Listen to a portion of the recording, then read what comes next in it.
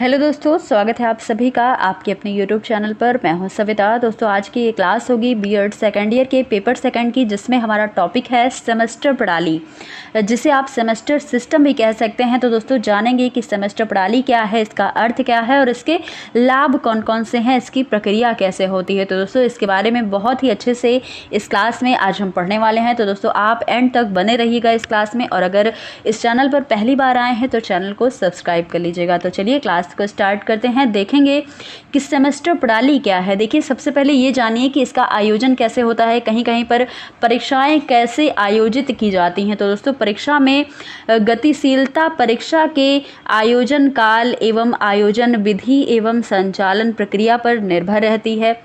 सामान्यतः परीक्षा का आयोजन वार्षिक के अतिरिक्त अर्धवार्षिक, त्रैमासिक या मासिक या फिर पाक्षिक होता है। कहीं कहीं पर परीक्षा वर्ष के अंत में आयोजित की जाती है, कहीं कहीं पर वर्ष में 2 बार या 3 महीने में 1 बार या फिर हर महीने परीक्षा का आयोजन किया जाता है। बाह्य परीक्षाएं जो होती हैं उनके पाठ्यक्रम के समाप्त हो जाने पर वार्षिक या द्विवार्षिक परीक्षाएं भी आयोजित की जाती हैं। 2 वर्ष में 1 बार या वर्ष में 1 बार तो ऐसे भी आयोजित की जाती हैं परीक्षाएं। और कभी कभी एवं कहीं कहीं आंतरिक परीक्षाओं का आयोजन पाठ्यवस्तु की इकाई समाप्त होने पर भी किया जाता है। जैसे 1 यूनिट बच्चों को पढ़ा दिया गया, फिर उस यूनिट का बच्चों की परीक्षा ले ली जाती है। उस यूनिट के जितने भी टॉपिक हैं, कह सकते हैं कि यूनिट टेस्ट उनका ले लिया जाता है। तो इसे भी हम यूनिट टेस्ट कहते हैं, या फिर इकाई परीक्षा, जो कि सतत मूल्यांकन प्रणाली का ही एक अंग होता है।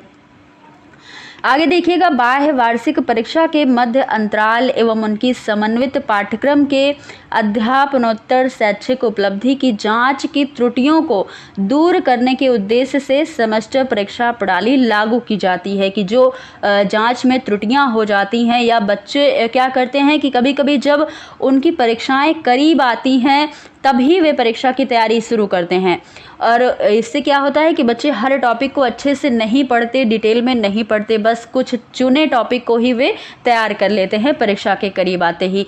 तो ऐसे ये जो समस्या है, इसी को दूर करने के लिए ही सेमेस्टर प्रणाली अपनाई गई है। और सेमेस्टर परीक्षा क्या होती है, जो हर 6 महीने में आयोजित की जाती है, इसे ही हम सेमेस्टर परीक्षा कहते हैं।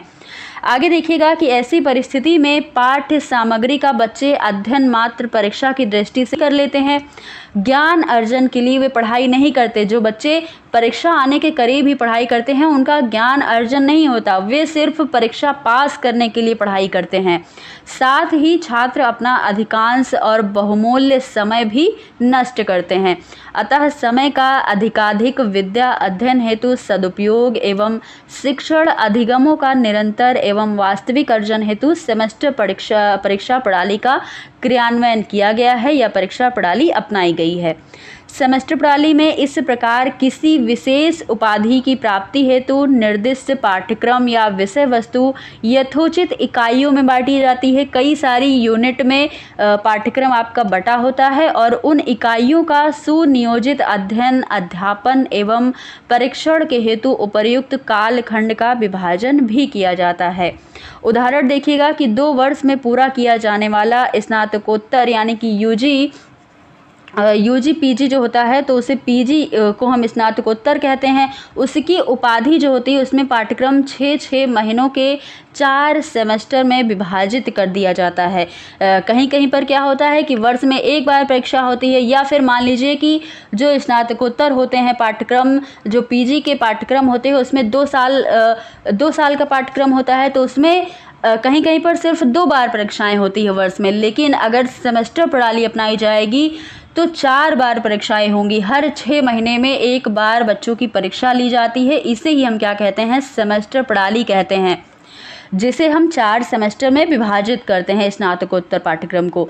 इन 4 सेमेस्टरों में अध्यापन हेतु 4 पाठ्यक्रम जो सैद्धांतिक एवं प्रायोगिक विषय वस्तु होते हैं, पुनः इकाइयों में बांट दिए जाते हैं। 6 महीने के सेमेस्टर की समाप्ति पर छात्रों की शैक्षिक उपलब्धि की जांच की जाती है और उन्हें प्रायोगिक विषय वस्तु की परीक्षा भी ली जाती है, जो बाह्य या आंतरिक या संपूर्ण रूप से आंतरिक परीक्षा के द्वारा की जाती है। चारों सेमेस्टर की समाप्ति के अंतर चारों सेमेस्टरों में अर्जित शैक्षिक उपलब्धियों के योग के आधार पर ही छात्र को उपाधि प्रदान की जाती है।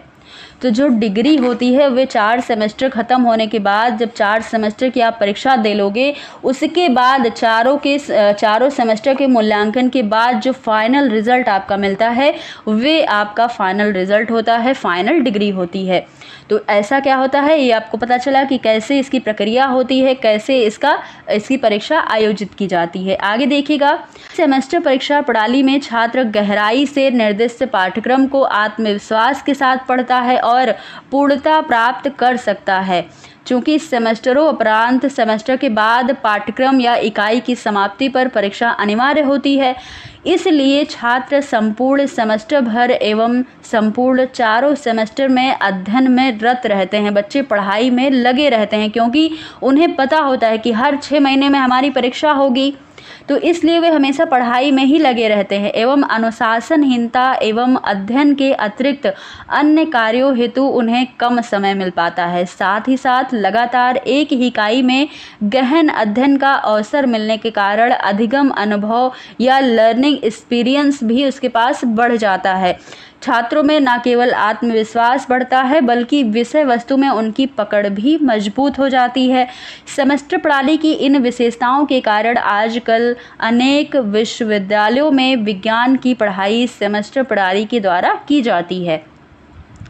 आगे देखिएगा, किंतु इसके अतिरिक्त सेमेस्टर प्रणाली के कुछ दोष भी हैं, कुछ कमियां भी हैं। इसमें देखिएगा कौन कौन सी कमी है। तो दोस्तों, सेमेस्टर प्रणाली में बाह्य परीक्षा को उचित समय पर आयोजित करना और उचित समय पर शीघ्र परिणाम घोषित कर तुरंत उन्हें अगले सेमेस्टर हेतु अग्रसर करना अपने आप का एक प्रत्यक्ष समस्या है कि उनकी हर 6 महीने में एक समय, निर्धारित समय पर परीक्षा लेना, निर्धारित समय पर उनका रिजल्ट जारी करना, ये एक विद्यालय के लिए प्रॉब्लम होती है। यदि सभी परीक्षाएं आंतरिक हों तो उस उपाधि की विश्वसनीयता की चुनौती दे दी जाती है।